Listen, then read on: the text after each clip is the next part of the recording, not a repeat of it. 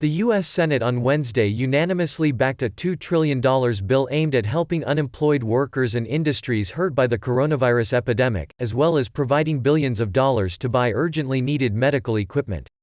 After bitter negotiations, the deeply divided Senate came together and passed the bill by a 96-0 vote, which sent the massive stimulus package to the House of Representatives for a vote on Friday. President Donald Trump, whose top aides helped negotiate the bipartisan measure, promised to sign it into law as soon as it reaches his desk. "I will sign it immediately," Trump told reporters on Wednesday. The rescue package, which would be the biggest ever passed by Congress, includes a $500 billion fund to help hard-hit industries and a comparable amount for direct payments of up to $3,000 apiece to millions of U.S. families. The legislation will also provide $350 billion for small business loans, $250 billion for expanded unemployment aid and at least $100 billion for hospitals and related health systems. Senate leaders noted the historic nature of the challenge posed by the coronavirus, which the Democratic Senate Minority Leader Chuck Schumer called a strange and evil disease.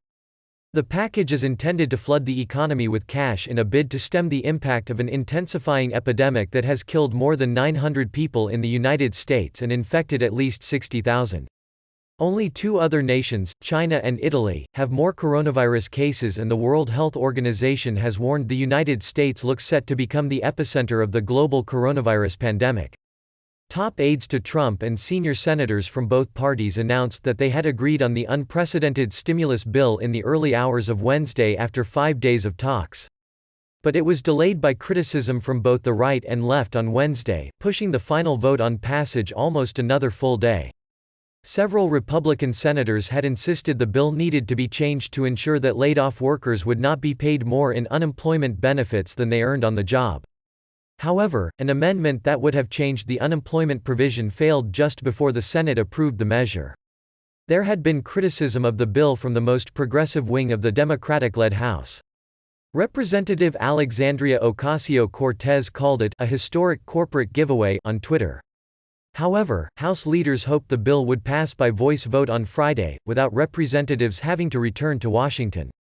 Bringing more than 400 lawmakers from as far away as Hawaii and Alaska would be difficult because a few are in self-quarantine and several states have issued stay-at-home orders. House Speaker Nancy Pelosi said she hoped the bill would pass quickly, and that Congress would pass further legislation if necessary to ease the crisis going forward. New York Governor Andrew Cuomo had criticized the bill, saying the $3.8 billion allocated to his state would not cover tax revenue it will lose from reduced economic activity. New York accounts for roughly half of all U.S. coronavirus cases. Pelosi expressed sympathy, but wanted the rescue package to move on. "We, Congress, do have to do more, but that would be no reason to stop this step that we are taking," she told CNN. The stimulus package follows two others that became law earlier this month. The money at stake amounts to nearly half of the $4.7 trillion the U.S. government spends annually. Investors were cheered by the news of the deal. On Wall Street, the benchmark S&P 500, SPX rallied for a second straight day, closing up 1.15%. "Our nation obviously is going through a kind of crisis that is totally unprecedented in living memory," Republican Majority Leader Mitch McConnell said shortly before the vote on passage. McConnell also announced that, after passing the bill, the Senate would leave Washington and be in recess at least until April 20.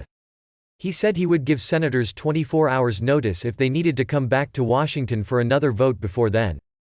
Missing from Wednesday's votes was No. 2 Senate Republican John Thune, who said in a statement he did not feel well when he woke up on Wednesday and decided to take a charter flight home to South Dakota out of an abundance of caution.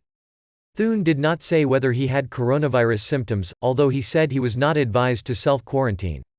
Another Republican senator, Rand Paul, announced on Sunday he had tested positive for the illness, and a handful of others have self-quarantined after being exposed to Paul or others who have had it. Interactive graphic tracking global spread of coronavirus, OpenTMS nrt.rs/3erus7 in an external browser.